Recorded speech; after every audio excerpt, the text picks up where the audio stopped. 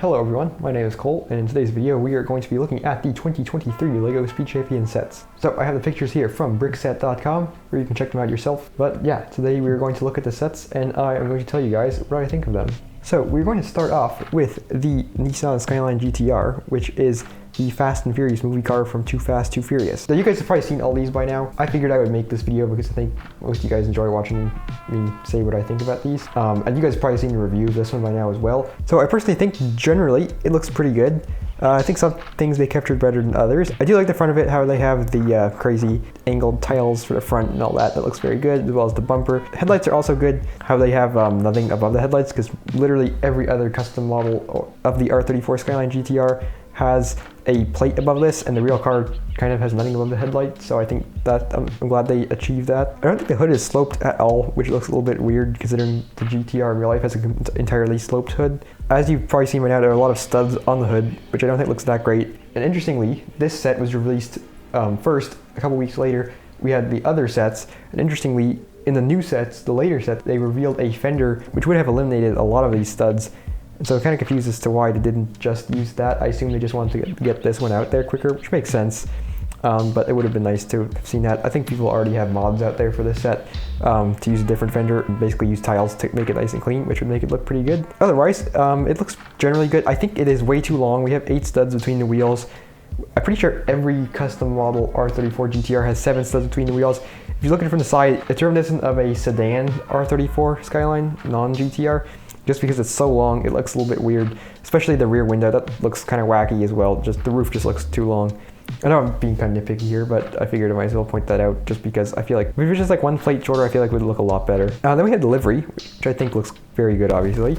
Stickers, but how else are you gonna do it? And then printed rear fender, which is cool, but honestly, as somebody who builds custom cars, it's not really that cool. I probably won't ever use it because I don't plan on building my own one. And if I did build my own one, actually I have built my own one. I never posted it. But if I were to build my own, the fender doesn't make a huge difference. We have transparent plates under the car, which is nice looking underglow, or a nice representation of the underglow on the real car. We have some really cool looking wheels. I'm glad we have some sort of like custom looking wheel piece, and it's metallic, which is cool, and that should be good for some tuner cars. Admittedly, it's not the prettiest design, but I appreciate having some wheel variation. The rear is interesting. Now, basically every custom GTR model, R34 GTR model and others, use a minifigure neck bracket on the rear to get the headlight like this, except my own one, which is kind of interesting. But never mind that. But the rear looks good.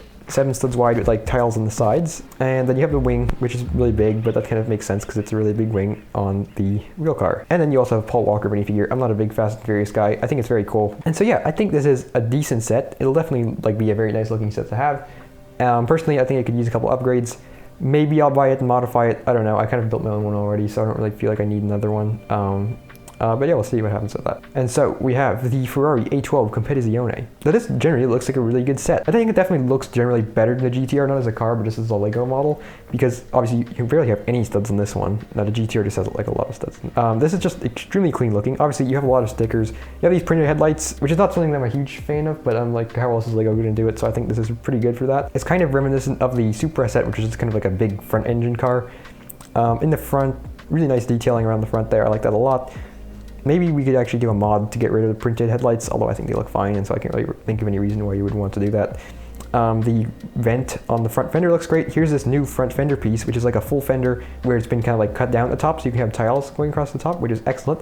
Hope we get this in a lot more colors. Along the side, we have some nice shaping, windscreen with new printing on the side, which is great. The rear actually looks very good. You're using 1x1 round tiles for the taillights, which I think looks fine. The real Competizione does have kind of more flat looking circular taillights, if that makes sense. But I think this works fine. We have a really cool looking spoiler, fin, tail, whatever thing going on back here. I think it looks really nice. And then you have some really interesting stuff going down here with the diffuser. I like these stickers on the side. They actually look quite nice. And then you have stud shooters for the exhaust, which I think is just really one of the best like integrations of parts I've seen in Speed Champions.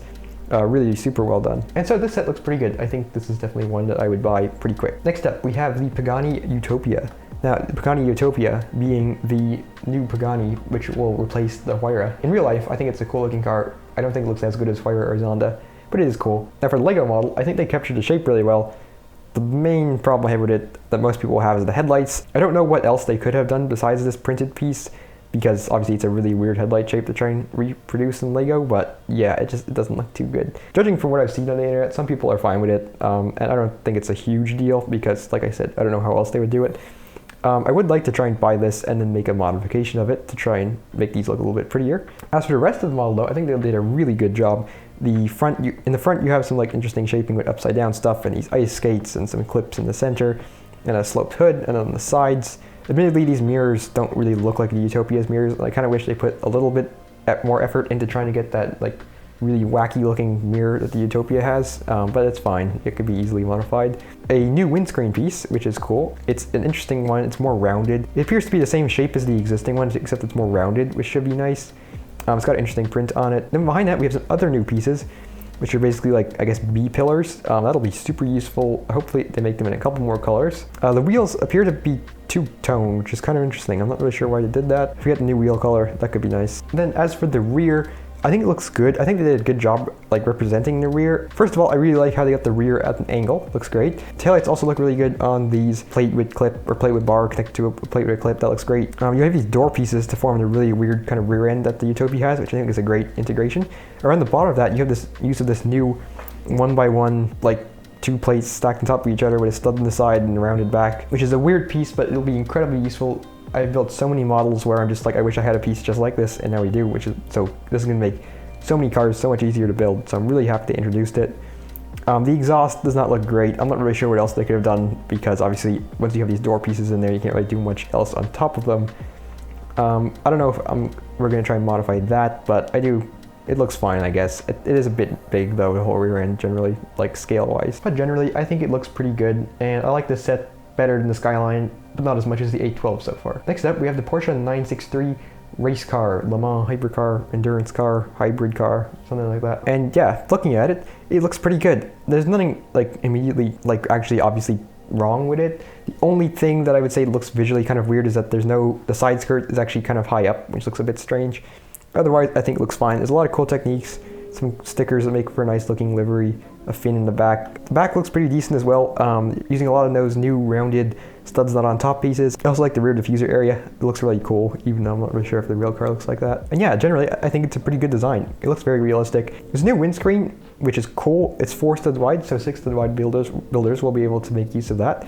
I'm not really sure how realistic it is to the 963, but I think it looks pretty cool. We also have these transparent half-round plates for the headlights, which should be super useful for other cars using those as headlights. So I'm excited to mess around with that. Overall, I think this is good. It's not necessarily a very exciting design because it's a race car. I think it's very cool. If we continue ranking these, I like this one more than the Utopia and GTR, but less than the 812 just because I'm not so interested in the car. Next up, we have probably my favorite set in the entire lineup, which is the McLaren Solus GT and F1 LM.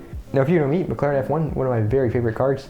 I built 1 or 2 actually before. This model is actually quite similar to my model, considering we have some curved slopes in the front, around the front of it, and we have the side that's like an angled tile, and then we have this area over the rear fender almost looks identical to my model, and then the roof intake and just engine cover also looks relatively similar, although using very different parts.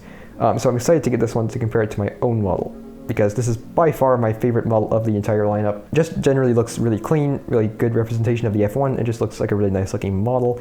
Obviously the front, very similar to the Countach set, very good. Actually, again, kind of similar to my model. We appear to have center seating. I really like this printed windscreen with the F1 LM stuff. The side uses a nice technique. I like the angled tile. I like the paddle in the center. The wedge plates on the side, I don't really like that many studs on the side, but they capture this angle so well, I think it's fine.